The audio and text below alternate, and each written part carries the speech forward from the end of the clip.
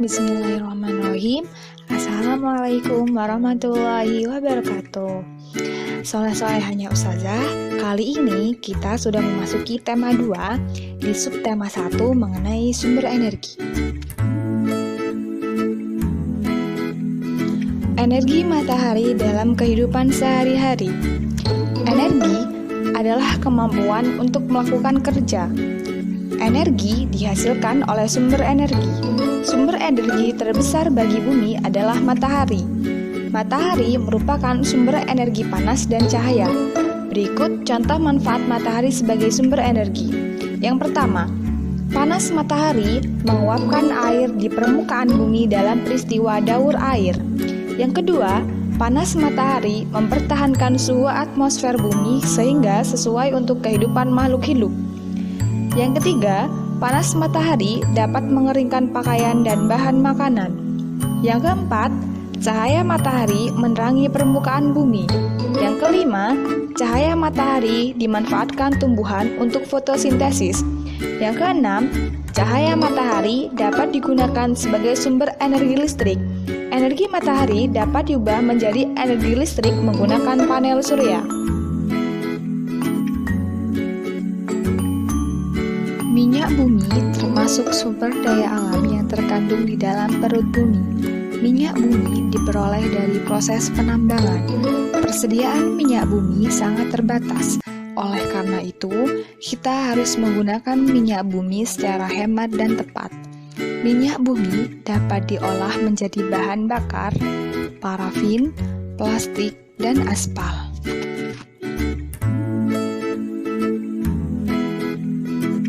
Indonesia memiliki kekayaan berupa sumber daya alam. Ada 2 jenis sumber daya alam, yaitu sumber daya alam yang dapat diperbaharui dan sumber daya alam yang tidak dapat diperbaharui. Sumber daya alam yang dapat diperbaharui adalah sumber daya alam yang dapat digunakan berulang-ulang dan dapat dilestarikan. Contoh sumber daya alam yang dapat diperbarui yaitu tumbuhan, hewan, udara, air, dan sinar matahari. Sumber daya alam yang tidak dapat diperbarui adalah sumber daya alam yang jumlahnya terbatas karena proses terbentuknya membutuhkan waktu jutaan tahun. Contoh sumber daya alam yang tidak dapat diperbarui yaitu minyak bumi, batu bara, gas alam, emas, dan intan.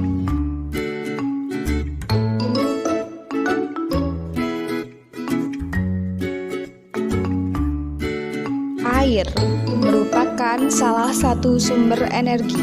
Setiap manusia memiliki hak memanfaatkan air untuk berbagai keperluan.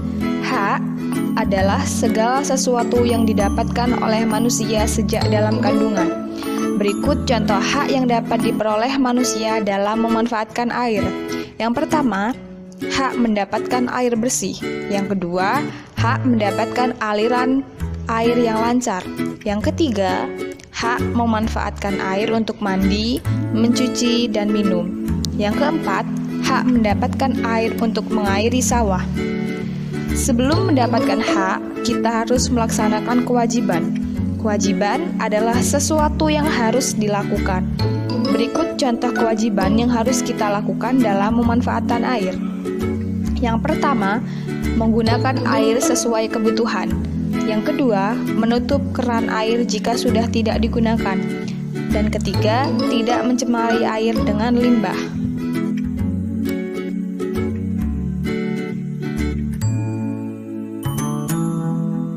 Angin merupakan udara yang bergerak.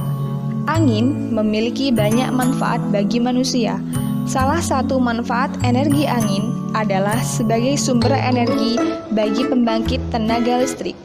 Pada pembangkit tenaga listrik, angin terjadi perubahan energi dari energi gerak menjadi energi listrik.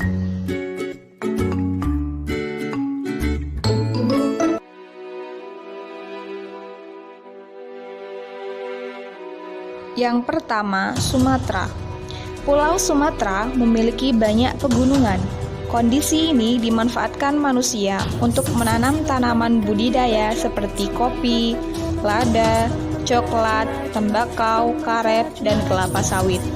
Pulau Sumatera pun kaya dengan hasil tambang seperti minyak bumi, batu bara, dan timah.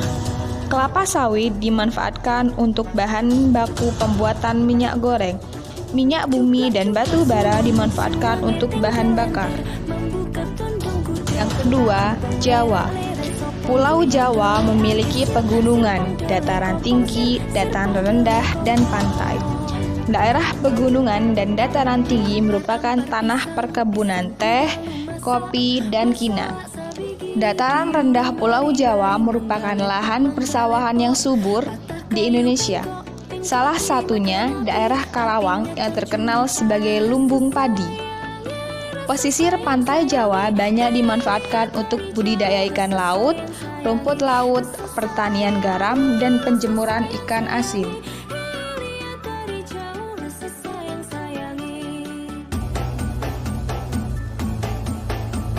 Yang ketiga, Kalimantan.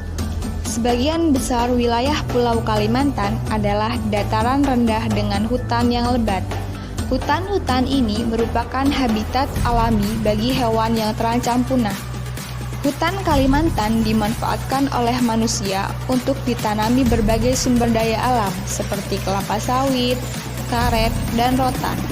Sumber daya alam ini harus diolah sebelum dijual. Kelapa sawit dapat diolah menjadi minyak goreng. Getah karet dapat diolah menjadi ban. Rotan dapat diolah menjadi kerajinan tangan. Kalimantan juga kaya akan hasil tambangnya, seperti minyak bumi dan batu bara. Yang keempat, Sulawesi. Pulau Sulawesi menghasilkan sumber daya alam berupa pala dan jagung. Jagung dimanfaatkan manusia sebagai makanan. Pala dimanfaatkan sebagai bumbu masakan. Daerah di sepanjang pantai Sulawesi dimanfaatkan untuk perkebunan kelapa. Pulau Sulawesi juga menghasilkan barang tambang seperti aspal. Aspal dimanfaatkan untuk pembuatan jalan raya. Dan yang kelima, Papua. Sebagian besar wilayah Pulau Papua berupa hutan konversi dan hutan lindung. Sagu merupakan salah satu sumber daya alam Papua. Sagu dimanfaatkan manusia sebagai makanan pokok.